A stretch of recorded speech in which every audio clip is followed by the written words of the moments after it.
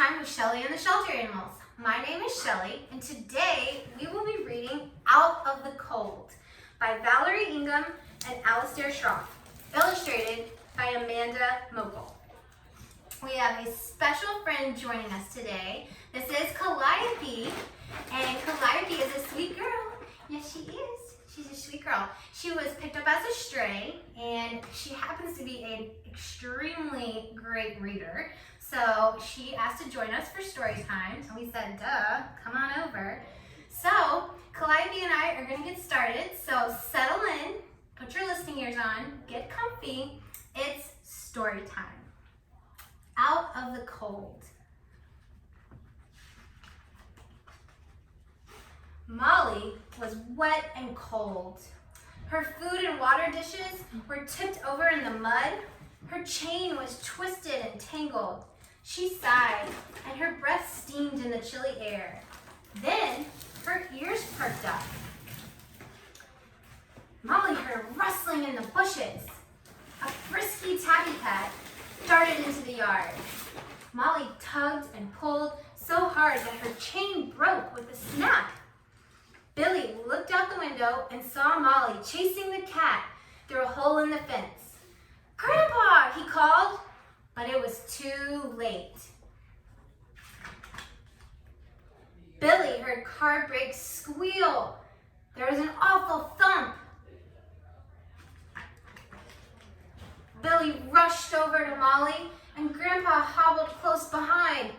Molly wasn't moving. Her breath came out in fast puffs of steam. Out of the car leapt Billy's friend Anna and her uncle. "I'm so sorry, I didn't see the dog," her uncle exclaimed. Anna was in tears. Grandpa touched Molly's side. "We need to get her to the vet." They lifted Molly and placed her gently in the back seat. "Calliope, you kind of look like Molly." "Molly is a lucky dog," said the veterinarian at the clinic. "No broken bones, just bruises." Billy and Anna squeezed each other's hand when they heard the good news. But Grandpa still looked worried. "It's time for Molly to be spayed, but now I can't afford it." "I know of a program that helps families in need," said the vet. "We'll spay Molly and give her an ID in case she gets loose again." Grandpa finally smiled.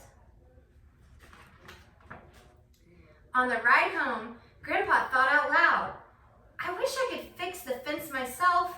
I'd love it if Molly could run around instead of being chained. And she needs a doghouse where she can get out of the cold." Billy slumped in his seat. Anna perked up. She had an idea. What do you think her idea is going to be? What do you think? The next day at school, Anna worked on plans for a doghouse to keep Molly warm and dry. When the bell rang, she scooped up her drawings and hurried down the hall to the wood shop. "Can I make a doghouse for my project?" Anna asked the shop teacher. "I know of a family whose dog doesn't have a place to get out of the cold." "That's a great idea," he said, "and I bet they're not the only family without a doghouse. Let's make lots of doghouses for dogs in need." "And cats," added Anna. "Community cats need shelter too." Anna's classmates loved this idea. They built dozens of sturdy houses. Some were big, some were small. Some were short, some were tall. There were houses for all kinds of dogs and cats.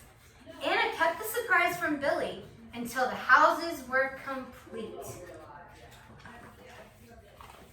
She covered his eyes and brought him into the wood shop where the houses were piled high.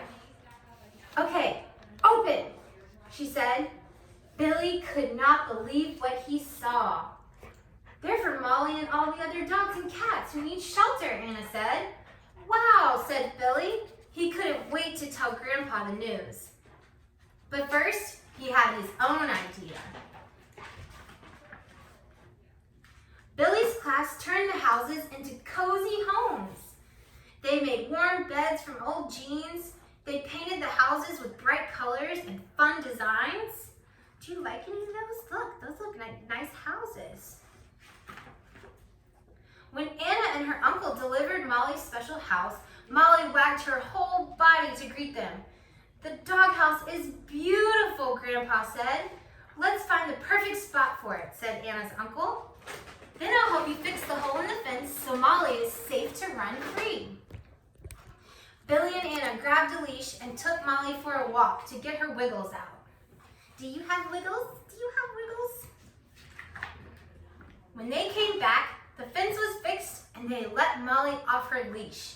She trotted over to her new house and sniffed it, then disappeared inside. When Molly poked her head out, she had a huge smile on her face. "She loves it," said Anna, giving Billy a big hug. Molly's house kept her cozy through the crisp days of fall. When the first snowflakes fell, Grandpa opened the door and said, "Come, Molly." Molly came inside and spent many happy days curled up on her soft bed by the fire. Billy read his favorite books to her and stroked her hair, her fur. Molly's house didn't stay empty for long. A warm, safe doghouse blanketed with snow was the perfect place for a frisky tabby cat to get out of the cold. Look, it's like Max is now living while Molly's inside. The end. Thanks for joining us on Storytime today. Calliope and I had so much fun reading with you, and we hope to see you next time.